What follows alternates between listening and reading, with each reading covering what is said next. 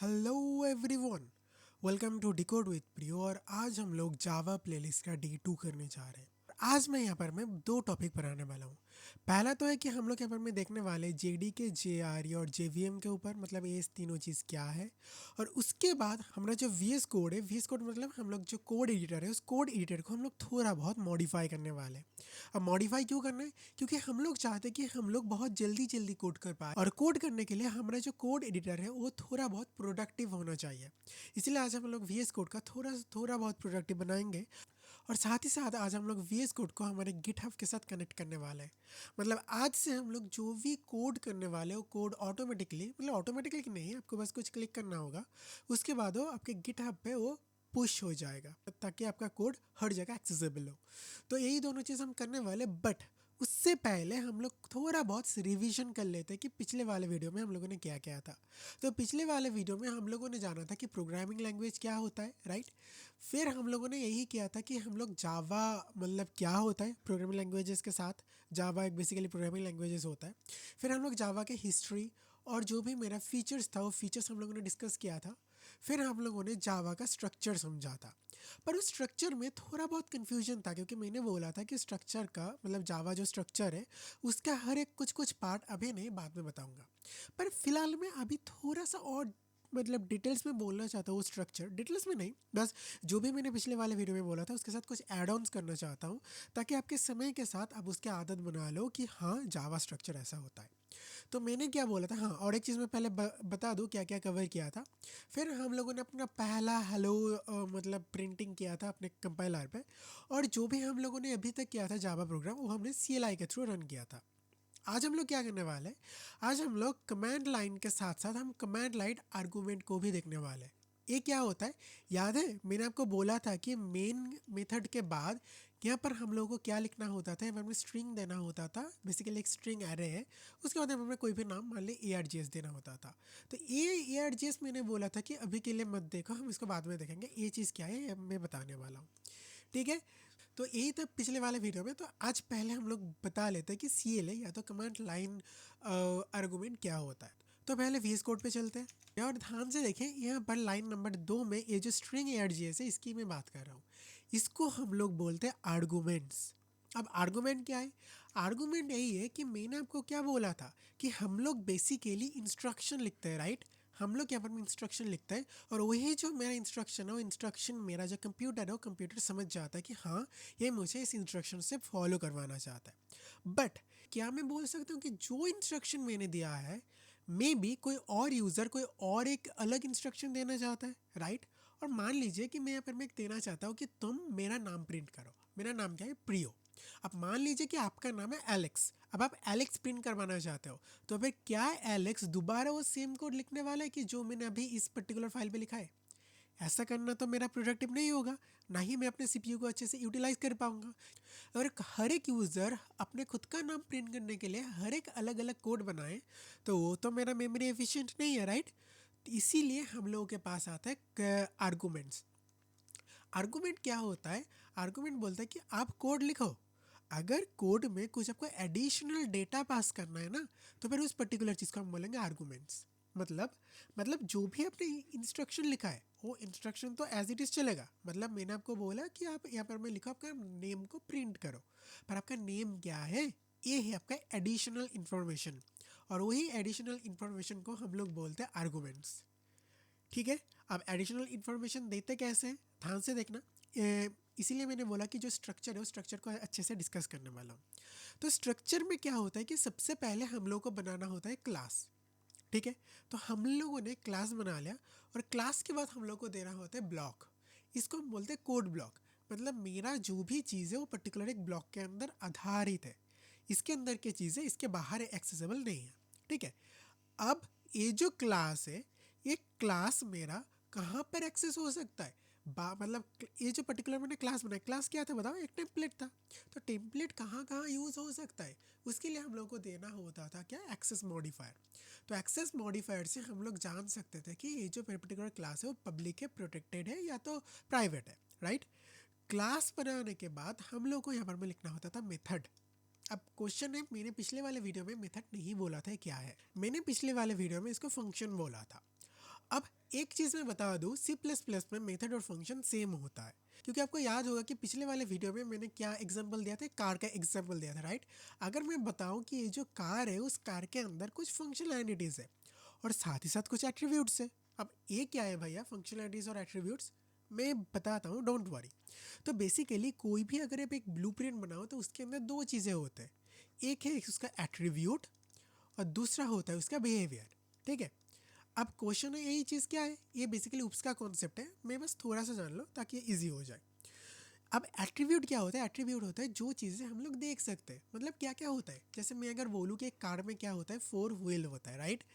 4 wheel होता है, 1 steering wheel होता है, फिर उसके बाद यहाँ पर मैं एक मेटल का या तो बताओ कार्बन फाइबर का एक चैसी होता है।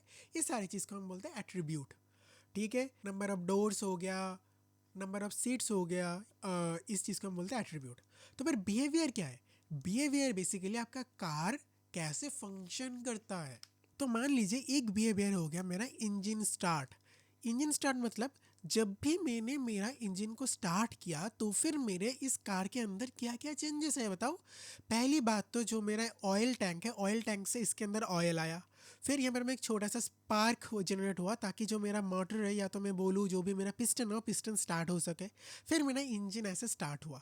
इसका मतलब जो भी मेरा एट्रीब्यूट है वो एट्रीब्यूट बेसिकली नंबर्स या तो येस और नो है। लाइक मैं अगर बताऊँ नंबर ऑफ डोर्स हो गया, मॉडल नेम हो गया, कार का वेट हो गया, ये सारे एट्रीब्यूट्स है। पर इंजन स्टार्ट एक बिहेवियर है। इंजन स्टार्ट के साथ साथ क्या होता है कि मेरा जो कार है वो कार कुछ प्रॉपर्टीज को फॉलो करता है। कार का भी एग्जांपल छोड़ो, मान लो कि एक यहाँ पर मैं एक स्टूडेंट है, ठीक है। इस स्टूडेंट में बहुत सारे प्रॉपर्टीज हो सकते हैं। मान लीजिए पहला एट्रीब्यूट हो गया हाइट। अब हाइट क्या है, हाइट हो गया कि ये मान लीजिए टॉल है। फिर मैंने बोला वेट, वेट मान लीजिए इसका वेट है 65 किलोज। फिर उसका हो गया कलर, कलर मान लीजिए इसका कलर है ब्राउन। तो ये सारे हो गए इसके एट्रीब्यूट। पर बिहेवियर, बिहेवियर इसका हो गया अलग। मतलब आई होप आप समझ पा रहे होगे बिहेवियर क्या होता है।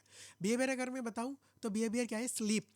आपका जो स्टूडेंट है, क्या आपका जो स्टूडेंट है वो सोता है, या तो मैं बताऊं हम्बल, क्या आपका जो स्टूडेंट है वो हम्बल है। मतलब हम्बल किसी भी एट्रीब्यूट से मिलता नहीं है। आई होप आपको समझ आ गया होगा कि ये जो बिहेवियर है वो बिहेवियर क्या है। तो इस बिहेवियर को ही हम लोग बोलते हैं मेथड, ठीक है। एट्रीब्यूट और मेथड आई होप इससे इजी वे में किसी ने नहीं समझाया होगा।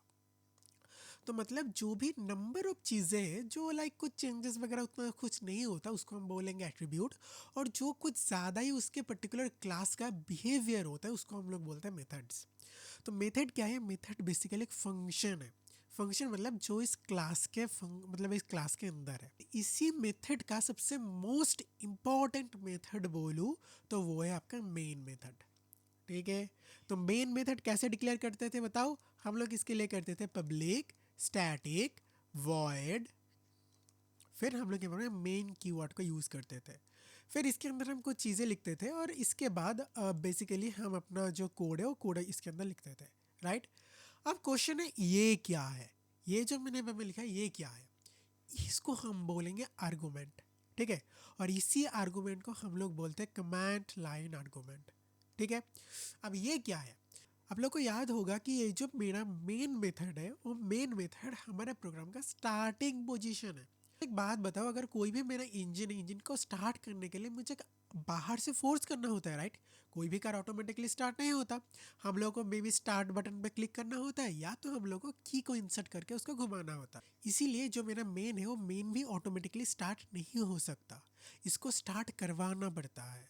कहाँ से करवाना पड़ता है, याद करो हम लोग जब कोड को एग्जीक्यूट करते थे, कल हम लोगों ने किससे एग्जीक्यूट किया था, जावा सी से। तो जावा सी के बाद अगर यहाँ पर हम लोगों ने अपना फाइल का नाम लिख दिया होता तो फिर मेरा क्या होता, बेसिकली मेरा जो कोड है वो कोड मेरा डॉट क्लास फाइल में जनरेट हो जाता। फिर हम लोग को दोबारा जावा करने के बाद वो जो मेरा फाइल का या तो क्लास का नेम है उसको क्लास को कॉल करना होता, तब जाके मेरा यहाँ पर इसके अंदर जो भी चीज़ हम परफॉर्म करते वो परफॉर्म इंस्ट्रक्शन मतलब वो परफॉर्म होता। अब मैं क्या बोलना चाहता हूँ, ये जो मेरा मेन है ना, मेन जो मेरा मेथड है वो main method basically itself call होता है। मतलब एक कॉल ऑटोमेटिकली मेरा कॉल होता है, मुझे इसको कॉल करने की ज़रूरत नहीं। उस कॉलिंग के टाइम अगर मैं यहाँ पर कुछ एडिशनल डेटा देना चाहूँ तो फिर हम इसको दे सकते हैं। और उस एडिशनल डेटा को हम बोलते हैं कमांड लाइन आर्गुमेंट। तो इसको हम लोग कैसे दे सकते हैं मैं अभी बता दे रहा हूँ, फिर हम लोग इसको कोड करके भी देखेंगे। सबसे पहले आपको तो आपका जो फाइल है उस फाइल को तो कंपाइल करना है। कंपाइल कैसे होता है, जावा सी फिर आपका फाइल का नेम, मान लीजिए आपका फाइल का नेम है app.java, ठीक है। फिर उसके बाद आपका जो फाइल है वो फाइल के बाद मतलब फाइल के साथ ही एक क्या होगा, डॉट क्लास नाम का एक फाइल जनरेट होगा। फिर दूसरे लाइन पे आपको लिखना होगा जावा, फिर उस पर्टिकुलर फाइल का नेम क्या होगा, ऐप, बेसिकली क्लास फाइल का नेम। फिर इसके बाद आपको यहाँ पर मैं आपका मतलब मैसेज जो भी, या तो मैं टोकन बोलूँ जो आप एडिशनल इन्फॉर्मेशन पास करना चाहते हो उसको लिखना होगा। मान लीजिए मैं यहाँ पर मैं लिखना चाहता हूँ प्रियो, ठीक है। अब ध्यान से सुनना क्या होगा, जब भी मैं कमांड लाइन पे इसको लिखूंगा तब तब मेरा एडिशनली इस पर्टिकुलर जगह की मतलब इसके जगह मेरा क्या आ जाएगा बताए, इसकी जगह मेरा आ जाएगा प्रियो, ठीक है। अब मैं इस प्रियो को यूज़ कर सकता हूँ अपने इस पर्टिकुलर कोड पे। तो समझ आ गया कि ये चीज़ एग्जैक्टली काम कैसे करता है। अभी के लिए तो आपको एरे नहीं आता, इसलिए जो मैं चीज़ें लिख रहा हूँ वो आपको समझ नहीं आएगा, पर एटलीस्ट मैं समझा सकता हूँ कि कमांड लाइन आर्गुमेंट होता क्या है। तो ठीक है, सबसे पहले हम लोग क्या करते हैं, जो 3 और 4 नंबर लाइन है उसको हम हटा देते हैं, और इसके अंदर हम लोग क्या करेंगे, जो भी हम आर्गुमेंट पास करेंगे ना वो आर्गुमेंट हम लोग यहाँ पर में लिखने वाले हैं। तो हम लोग क्या करने वाले, सबसे पहले तो हमें यहाँ पर में system dot out dot print करना है क्योंकि हम लोग प्रिंट करना चाहते हैं। पर इसके अंदर जो हम मैसेज पास करते थे ना सेमीकोलन के अंदर, अब हम लोग इसको कमांड लाइन में करने वाले हैं। लेट्स सी कैसे होगा ये। तो सबसे पहले हम लोग यहाँ पर में क्या करने वाले, ध्यान से देखिए, जो मेरा पर्टिकुलरली लाइन नंबर 2 पे है, इसको इसको हम क्या बोलते हैं, इसको हम बोलते हैं आर्गूमेंट। बेसिकली यही है मेरा आर्गूमेंट का नेम है, डोंट वरी। आप आर्गो ए मतलब जो आपका ए आर जी एस है, ए आर जी एस की जगह आप कुछ भी दे सकते हो, हम यहाँ पर डिकोड भी दे सकते हैं, डोंट वरी। पर यहाँ पर में हम लोग क्या देने, ए आर जी एस देने वाले, ताकि हम लोग यहाँ पर में थोड़ा बहुत ईजी हो आप लोगों को कि हाँ ये आर्गूमेंट है।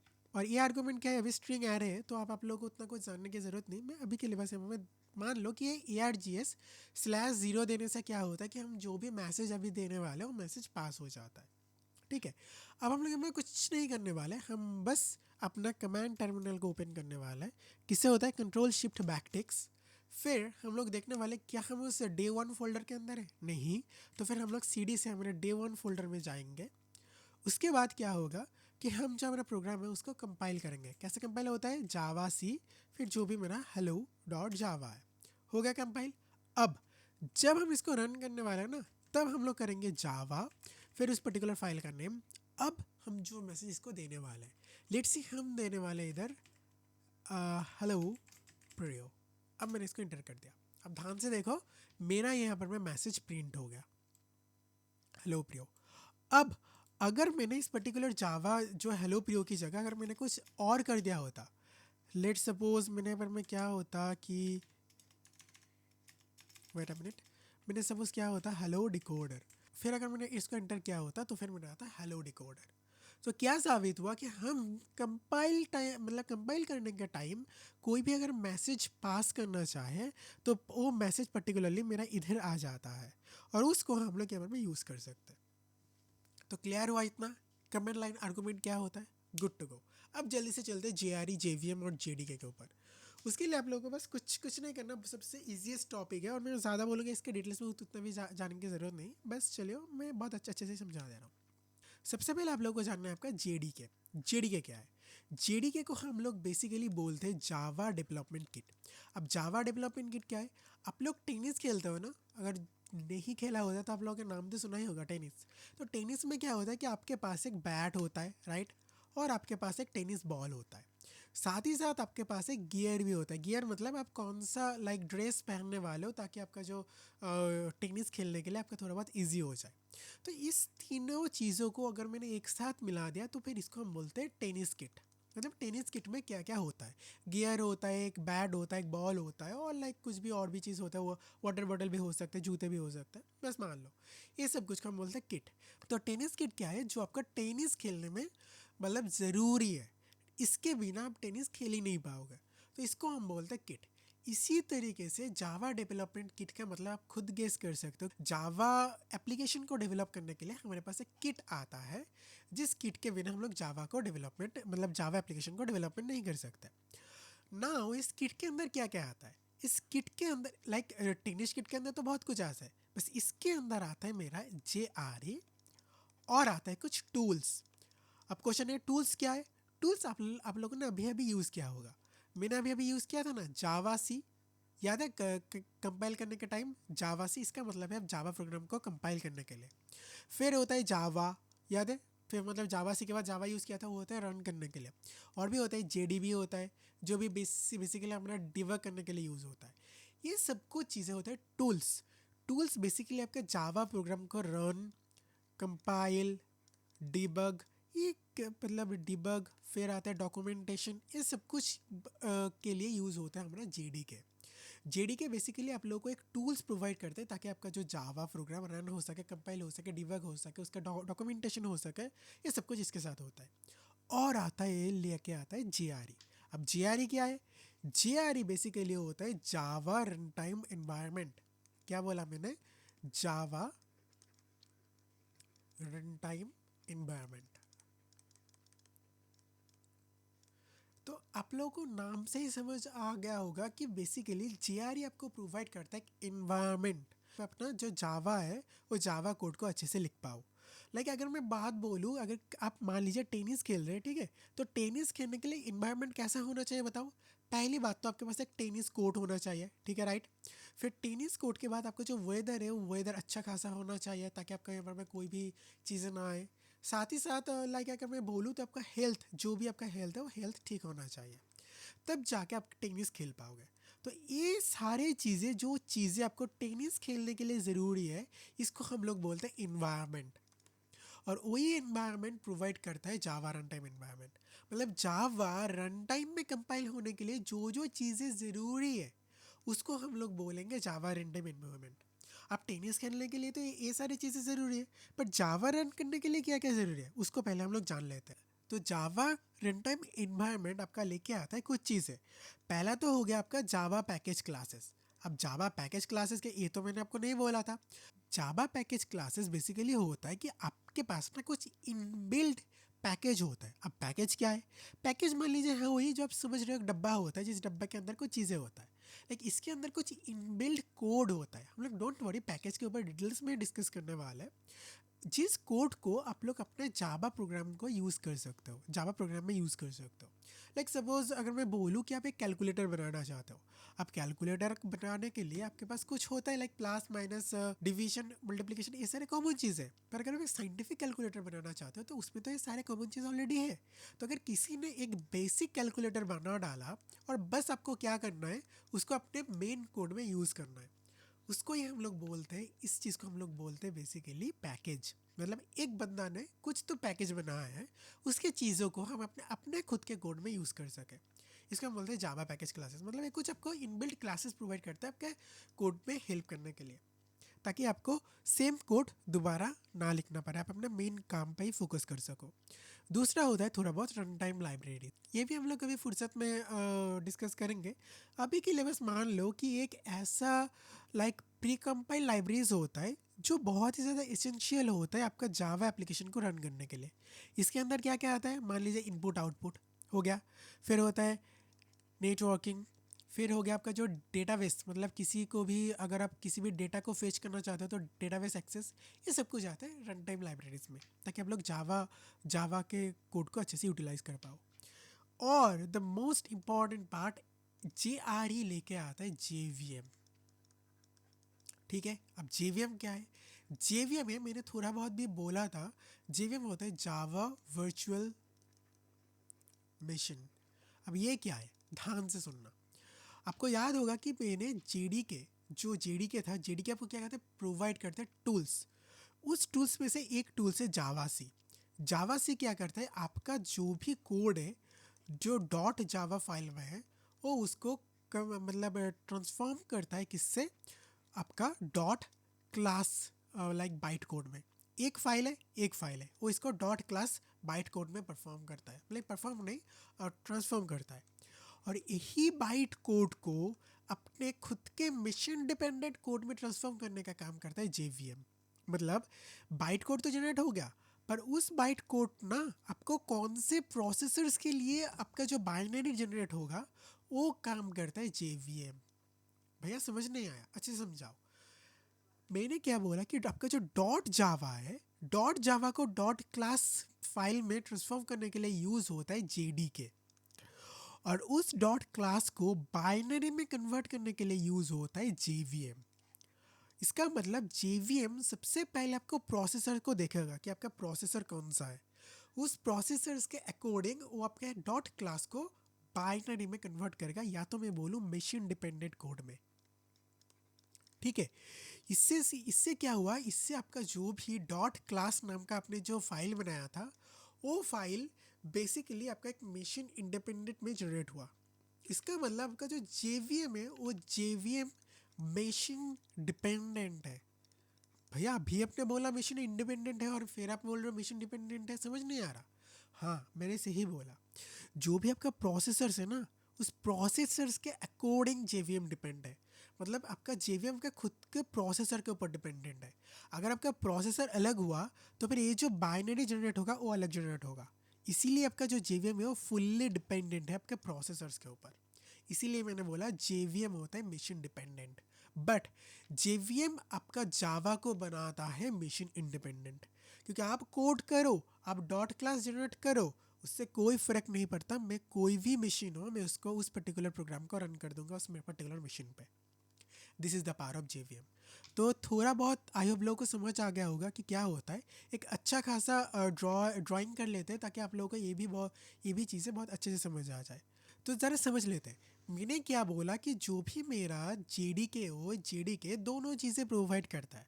पहला तो हो गया मेरा टूल्स, जावा को डेवलपमेंट रन करने के लिए जो भी मुझे टूल्स चाहिए, और दूसरा हो गया मेरा जेआरई, राइट।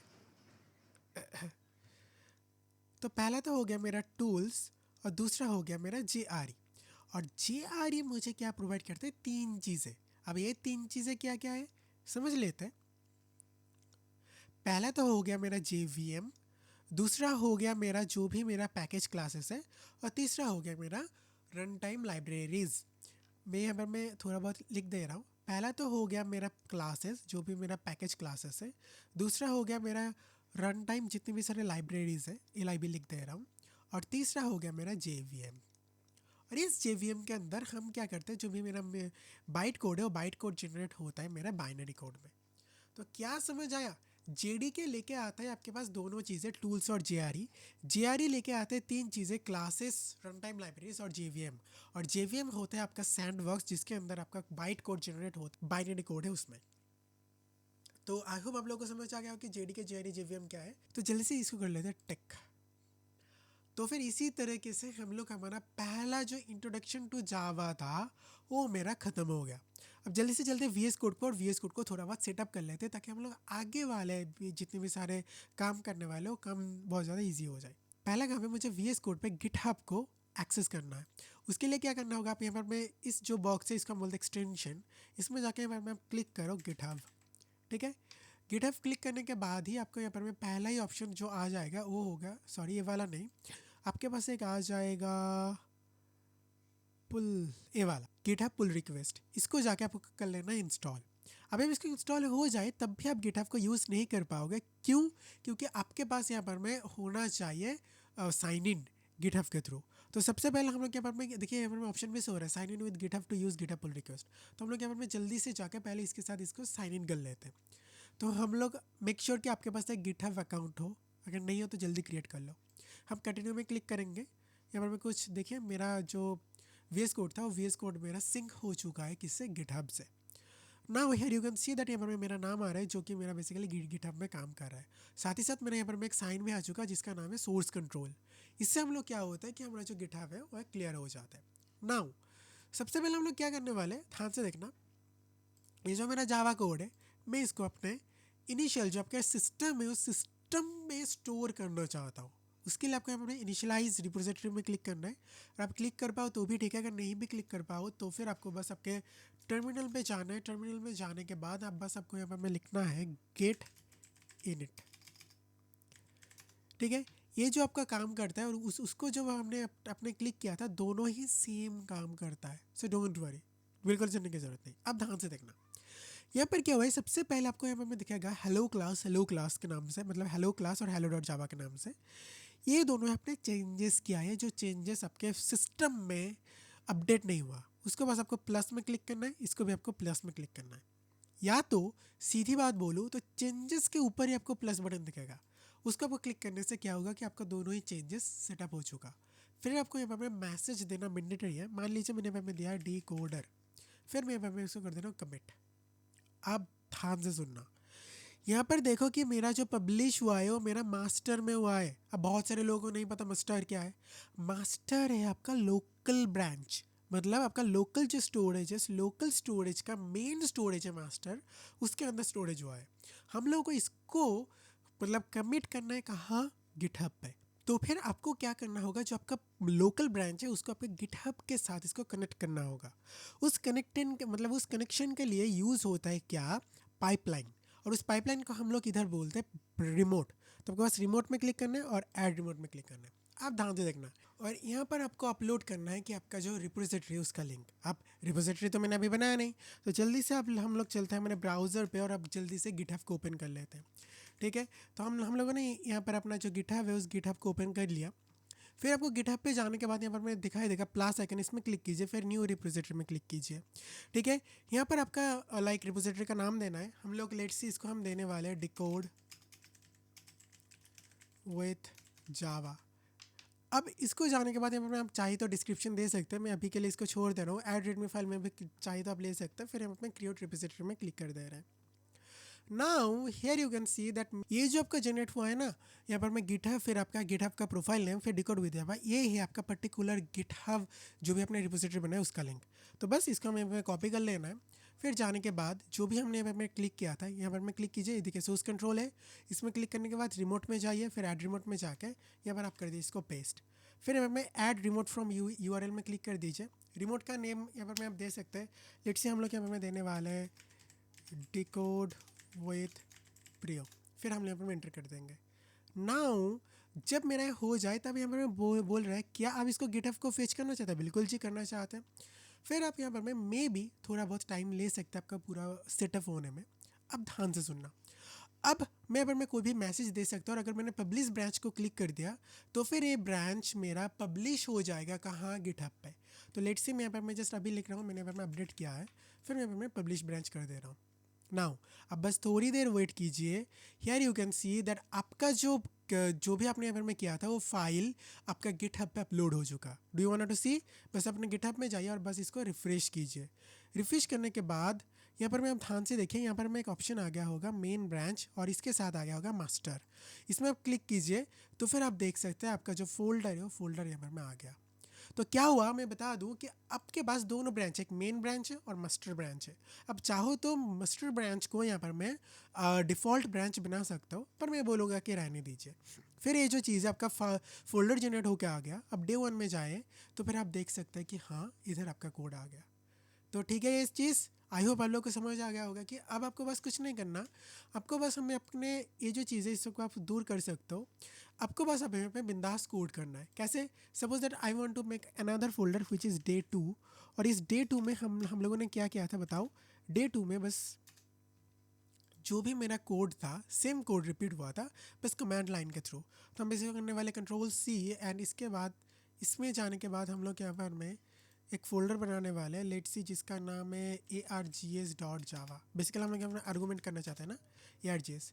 हाँ, आपको क्या करना है, इसको आपको पुश करना है। पुश कैसे करोगे, डोंट वरी, आप दोबारा जाओगे इसके ऊपर, फिर आपको इधर आएगा कमिट करना है, ठीक है।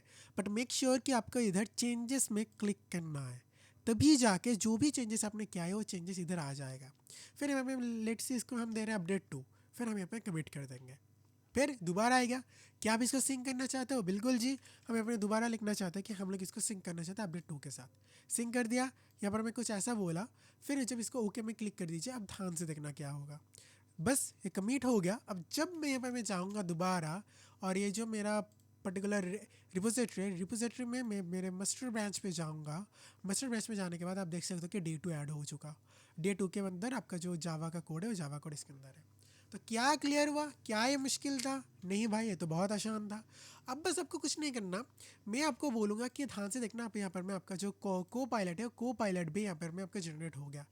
तब आपका कोड करने में आपका कोपायलट बहुत ज़्यादा मतलब ईजी काम करेगा। बट मैं आपको बोलूँगा कि कोपायलट को आप चाहो तो इसको डिसेबल रख सकते हो, क्योंकि आपको कोड सीखना है, ना कि कॉपी पेस्ट करना है। दूसरी चीज़, इसके साथ साथ आप साइन इन सेटिंग में भी क्लिक कर सकते हो, और मैं इसके साथ और एक अकाउंट को ऐड करना चाहता हूँ जो कि है मेरा माइक्रोसॉफ्ट अकाउंट, ताकि मेरा जो पिछली जितनी भी सारी चीज़ें थी ना, वो सारी चीज़ें मेरे यहाँ पर में सिंक हो जाए। तो बस मैं आपको यही बोलूँगा कि आप भी अपना अकाउंट जल्दी से इसके साथ साइन इन कर लो, और उसके बाद make sure turn on cloud changes और turn on remote tunnel access, दोनों को एक्सेस कर देना, मतलब एक्टिवेट कर देना। इससे क्या होगा, इससे बस आपका कुछ नहीं होगा कि आप जो भी चीज़ यहाँ पर में करने वाले हो, वो चीज़ आपका ऑटोमेटिकली सिंक होता रहेगा। नेक्स्ट टाइम जब भी आप मतलब आपका अकाउंट को लॉग इन करोगे ना, तब आपका क्या होगा कि सब कुछ एग्जैक्टली आ जाएगा, ताकि आपका जो पुराना वी एस कोड हो दोबारा आप यूज़ कर पाओ। बस आज के लिए भी यही था। आई होप आप लोग को समझ आ गया होगा।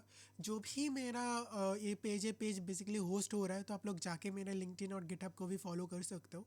Make sure like share and subscribe कर दिया करो यार। और हम लोगों ने इसी तरीके से हमारा इंट्रोडक्शन टू जावा का जो पोर्शन था, पोर्शन ख़त्म कर लिया। कि आई होप आप लोगों को समझ आ रहा होगा कि जावा या तो कोडिंग क्या है।